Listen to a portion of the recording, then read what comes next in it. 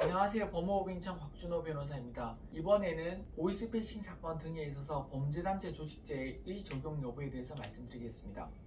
보이스피싱 사건 또는 요즘엔 토토 사건에 범죄단체 조직죄를 적용하는 경우가 상당히 많이 있습니다. 사장의 경우, 즉 총책의 경우에 있어서는 범죄단체 조직죄, 그리고 그 밑에 팀장급 이하 조직원들의 경우에 있어서는 범죄단체 가입 활동죄에 대해서 적용을 하고 있습니다. 제가 상당히 사건 상담을 많이 해보면 아니 보이스피싱 사건이 왜 범죄단체가 적용되냐 이런 이야기를 많이 듣습니다. 심지어 다른 사무실 변호사는 이걸 먼저 다투자고 한다는데 왜 여기서는 인정하자고 하는지에 대해서 의문을 표시하는 경우가 많이 있습니다. 우선은 범죄단체 조직죄 그리고 범죄단체 가입 및 활동죄 등등으로 나누어지는 데 있어서 다투어야 되는 범위들이 상당히 많이 있습니다.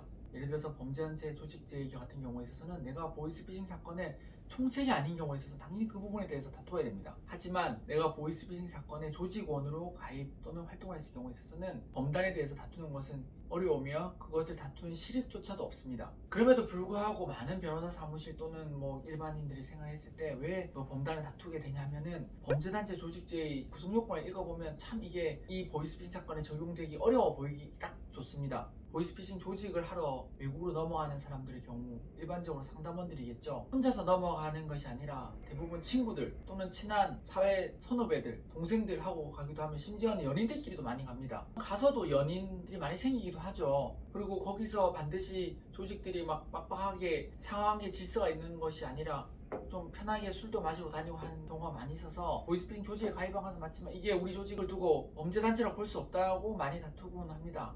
하지만 보이스피싱 사건 아주 특수한 사건이기 때문에 보이스피싱 사건이 정말 이 단체 또는 이 조직을 범죄단체라고 볼 수 있는지 이거를 두고 적용하는 것이 아님을 먼저 아셔야 됩니다. 정책적으로 적용하는 것이지 범죄단체의 본래 의미에 딱 맞아떨어진다고 해서 범죄단체를 적용하는 것이 아님을 먼저 아시고 임하셔야 됩니다. 그렇지 않으면 일반인 수준에서 우리는 조직은 범죄단체가 아닌데요 이런 걸 다투게 되는데 그것은 방향이 조금 잘못되게 됩니다. 검사가 범죄단체 조직죄를 적용하여서 기소하려는 이유는 무엇일까요?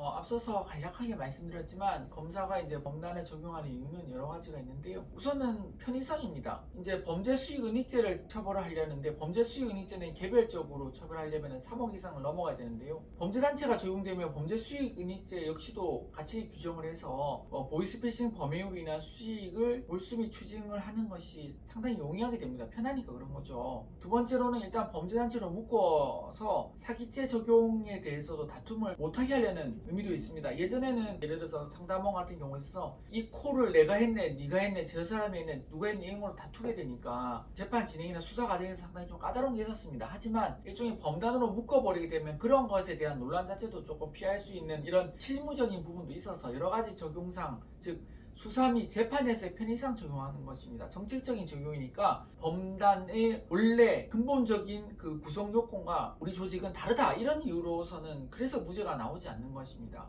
그래서 그런 걸 다투는 것이 실익이 없는 것이고요. 만약에 다투게 되면은 그 부분에 대해서 법리적으로 아무리 다툰다 한들 무죄가 나오는 것이 상당히 어렵습니다. 물론 아까 처음에 모두에 말씀드린 것처럼 사장, 총책의 경우에 범죄단체 조직으로 기소가 되었을 때 그 부분이 아니라고 다투는 것은 당연히 실익이 있습니다. 하지만 보이스피싱 조직에 있어서 어떤 역할을 했는지를 따지지 않고 무조건 우리 조직 자체가 범단이 아니라고 다투는 것은 실익이 없을 뿐만 아니라 재판부에 좋은 인상을 주지 않는다는 점을 말씀드리는 것입니다. 범단 기소, 무죄 사례와 대응 방안이 있을까요? 저희는 범단으로 기소됐을 때 총책이 아니다고 다투어서 그것을 공소장 변경을 시킨 사례가 있습니다. 즉 조직은 무죄라는 것이죠. 범죄단체 조직했다는 부분에 대해서 무죄라고 된 것이고요. 그 다음에 가입 및 활동의 경우에 있어서도 무죄를 받은 경우가 있습니다. 그거 아까는 무죄가 어렵지 않냐고 했지 않냐. 맞습니다. 가입 및 활동이 무죄가 힘든데 무죄를 받은 사례가 있습니다. 그것은 아주 특수한 경우입니다. 일반적으로 우리 조직 자체가 규율도 없고 형 동생 사이에 편하게 보이스피싱 한 거다 이런 이유로는 절대 무죄가 나오지 않는다는 것이며 저희는 다른 이유로 범죄단체 가입 및 활동에 대해서도 무죄를 받은 사례가 있습니다. 저희는 실제로 무죄를 받아봤기 때문에 일반적인 경우는 무죄가 나오지 않는다고 하는 것입니다. 조금 이 부분에 대해서 경험이 없는 변호사분을 찾아가면은 이건 범단이 아니다 그걸 다퉈보자 그렇게 한다 한들 범죄단체가 아니라 범죄 집단이라고 공소장을 변경해가지고 거기에 대해서 유죄가 나오기 때문에 그런 부분은 큰 실익이 없고, 정말 다퉈야 되는 실익이 있는 부분은 저희가 보고 면밀하게 검토한 뒤에 다퉈드리고 있습니다. 따라서 범죄단체에 적용되는 그 이유와 정책적인 부분에 대해서 조금 이해가 된다면 범죄단체를 다투는 것이 실익이 없는 경우와 또는 정말 다퉈야 되는 경우를 구별할 수 있으며, 저희는 그런 부분에 있어서 풍부한 성공 사례와 경험이 있으므로 문의 주시면 잘 상담해 드리도록 하겠습니다.